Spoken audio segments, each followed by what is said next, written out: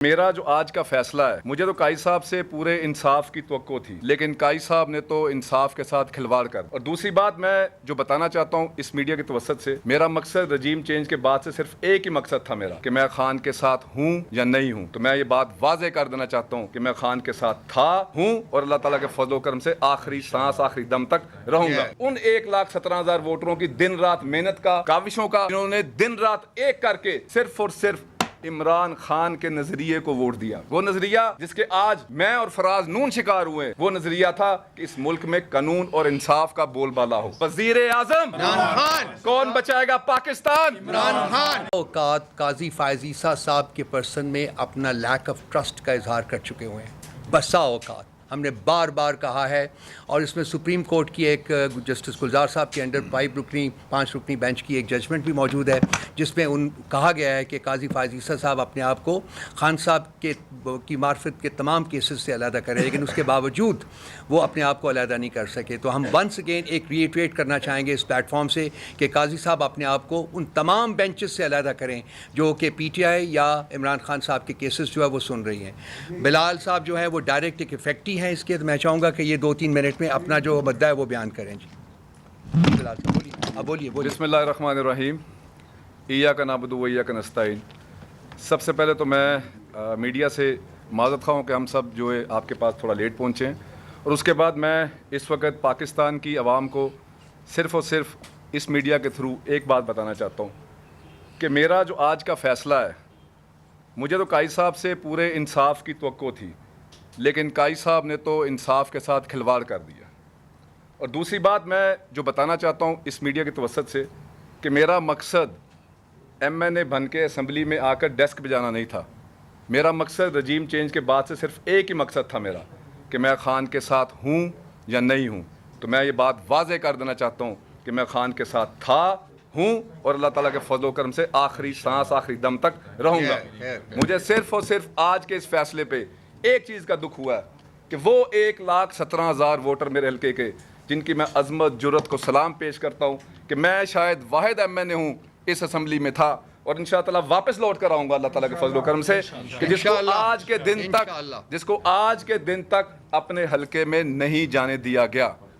مجھے دکھ ہے ان 1,17,000 ووٹروں کی دن رات محنت کا، کاوشوں کا، جنہوں نے دن رات ایک کر کے صرف اور صرف عمران خان کے نظریے کو ووٹ دیا.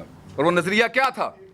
وہ نظریہ جس کے آج میں اور فراز نون شکار ہوئے، وہ نظریہ تھا کہ اس ملک میں قانون اور انصاف کا بول بالا ہو. اور مجھے فخر ہے کہ میں اس جماعت کا حصہ ہوں. میرے پارٹی لیڈران نے اعتماد کا اظہار کیا، میرے پہ عمران خان نے اعتماد کا اظہار کیا، اور میرے پہ جو اعتماد کا اظہار میرے حلقے کی عوام نے کیا تھا، میں نے ان کے ووٹ کا حق ادا کر دیا ہے، اور انشاءاللہ تعالیٰ اپنی آخری سانس تک حق ادا کرتا رہوں گا. وزیر اعظم عمران خان. کون بچائے گا پاکستان؟ عمران خان. اور باقی میری، کیونکہ جتنی بھی یہ پیچھے ایکسرسائز ہوئی ہے، میری بھی باتیں ہیں ملک صاحب، بہت ساری باتیں ہیں، کیونکہ میرے لیڈران بات کر چکے ہیں اس لیے میرا بولنا بنتا نہیں، لیکن بہت ساری باتیں جو آپ بیتی میں بیان کر سکتا ہوں، وہ اس کمرے میں موجود کوئی شخص بیان نہیں کر سکتا.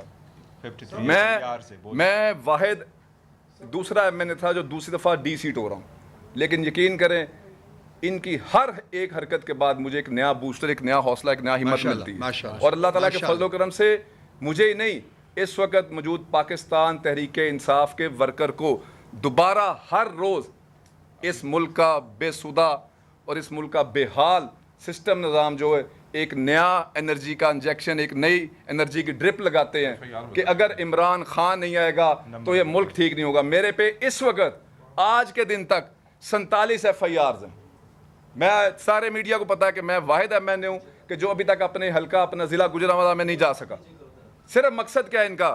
اوقات قاضی فائز عیسیٰ صاحب کے پرسن میں اپنا لیک آف ٹرسٹ کا اظہار کر چکے ہوئے ہیں. بسا اوقات ہم نے بار بار کہا ہے، اور اس میں سپریم کورٹ کی ایک جسٹس گلزار صاحب کے انڈر 5 رکنی بینچ کی ایک ججمنٹ بھی موجود ہے، جس میں کہا گیا ہے کہ قاضی فائز عیسیٰ صاحب اپنے آپ کو خان صاحب کی معرفت کے تمام کیسز سے علیحدہ کریں، لیکن اس کے باوجود وہ اپنے آپ کو علیحدہ نہیں کر سکے. تو ہم ونس اگین ایک ریٹریٹ کرنا چاہیں گے اس پلیٹ فارم سے کہ قاضی صاحب اپنے آپ کو ان تمام بینچز سے علیحدہ کریں جو کہ پی ٹی آئی یا عمران خان صاحب کے کیسز جو ہے وہ سن رہی ہیں.